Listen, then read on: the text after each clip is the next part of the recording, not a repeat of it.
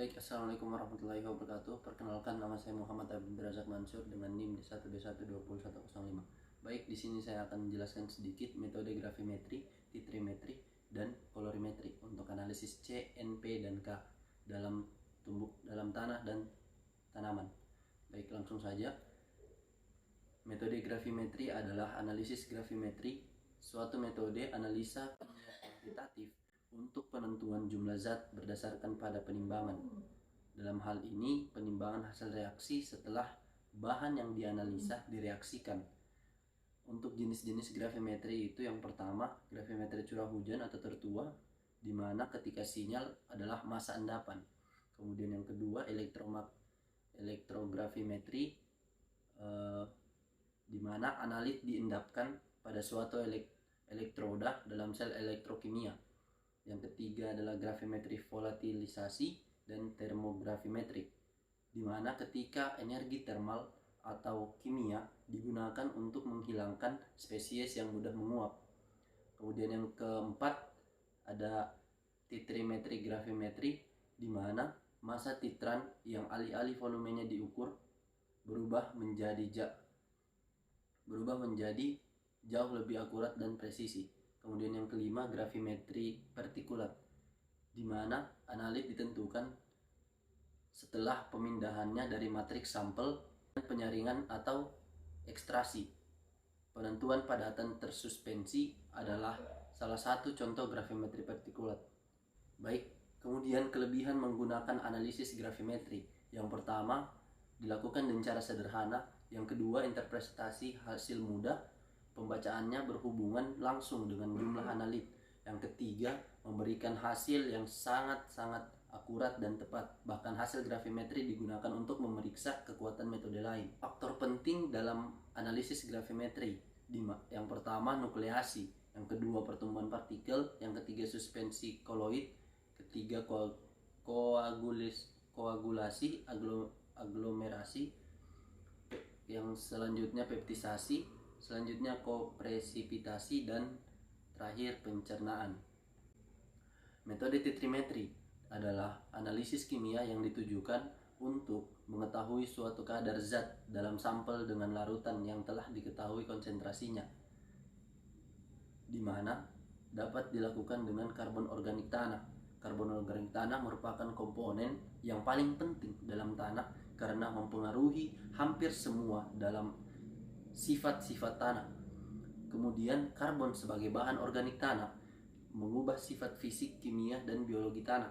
Bahan organik tanah mengacu pada semua bahan organik yang terurai, terdekomposisi, dan terurai sebagai atau berasal dari kotoran tumbuhan dan hewan. Karbon organik tanah berkontribusi pada kapasitas tukar kation tanah atau KTK. Situs pertukaran kation ini penting untuk retensi nutrisi seperti kalsium, magnesium, dan kalium. Kemudian metode kolorimetri. Metode kolorimetri adalah metode perbandingan menggunakan perbedaan warna, di mana memiliki syarat. Yang pertama, warna yang terbentuk harus stabil. Yang kedua, reaksi pewarnaan harus selektif. Yang ketiga, larutan harus transparan. Yang keempat, kesensitifannya tinggi. Dan yang kelima, ketepatan ulangnya yang tinggi. Dan yang terakhir, warna yang terbentuk harus merupakan fungsi dari konsentrasi. Kolorimetri fosfor pada bahan tanah dan tanaman dengan asam akrobat, di mana untuk penentuan fosfor dapat dijelaskan dengan mudah menggunakan semua prosedur analisis tanah dan tanaman yang umum digunakan. Metode ini tidak mempengaruhi atau tidak terpengaruh oleh variasi moderat dalam keasaman, suhu, waktu, dan regen reduksi. Ini mentolerir banyak ion pengganggu yang ditemukan di tanah dan ekstrak tumbuhan termasuk Fe hingga 800 ppm. Metode ini ditemukan paling tepat bila dibandingkan dengan prosedur kolorimetri lainnya. Kemudian yang kedua, kolorimetri manual adalah kolorimetri yang diusulkan tepat, cepat, sederhana, dan tidak memerlukan ruang laboratorium yang besar. Teknik ini sangat cocok untuk penelitian laboratorium di negara berkembang, di mana peralatan umumnya tidak tersedia.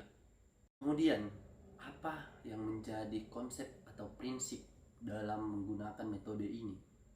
Sebagaimana kita ketahui, pertumbuhan tanaman tidak hanya dikontrol oleh faktor dalam atau internal, namun dikontrol pula dengan faktor eksternal atau faktor luar. Salah satunya adalah unsur hara yang dibutuhkan oleh tanaman.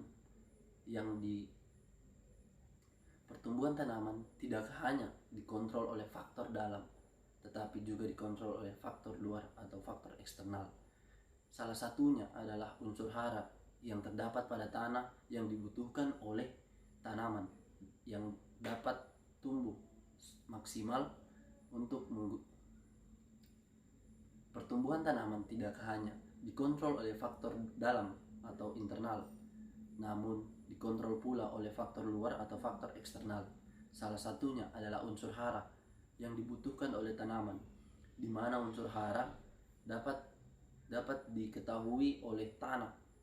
Untuk mengetahui hal tersebut, maka perlu dilakukan analisa. Analisa yang dilakukan pada tanah dan tanaman untuk mengetahui unsur hara yang dibutuhkan, yakni menggunakan 3 metode analisa. Yang pertama, analisa kolorimetri, analisa titrimetri, dan analisa gravimetri.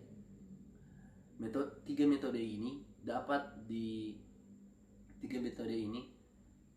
dapat menghasilkan atau hasil analisa yang akurat, tepat, dan benar untuk mengetahui jumlah kebutuhan unsur hara pada tanaman serta tanah, di mana tanaman membutuhkan unsur hara C, N, P, dan K yang sangat-sangat dibutuhkan.